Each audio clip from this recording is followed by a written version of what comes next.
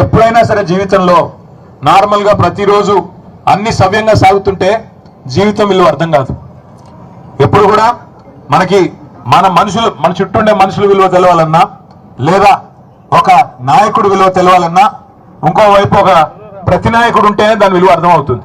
ఈరోజు అదే జరుగుతూ ఉంది తెలంగాణలో. ఎందుకంటే గుర్రం విలువ తెలవాలంటే అప్పుడప్పుడు గాడిదని కూడా చూడాలి కదా. ఇవాళ అందుకే కాంగ్రెస్ అనే గాడిద ఇవాళ తెలంగాణలో సృష్టిస్తున్న అరాచకం చూసి మరి రైతులు గుండెలు బాదుకుంటా ఉన్నారు. చూస్తున్నారు మీరు, మీ జిల్లాలో ముగ్గురు మనగాళ్ళలాగా పోజులు కొడుతూ తిరుగుతూ ఉంటారు. ఒక ఆయన బాంబులను తిరుగుతున్నాడు. ఆ బాంబులు పోయిన దీపావళి కన్నాడు, ఇప్పటిదాకా పేలట్లేదు. ఆయన పేరు అందుకే పొంగులేటి కాదు, బాంబులేట్ అయిపోయింది పాపం.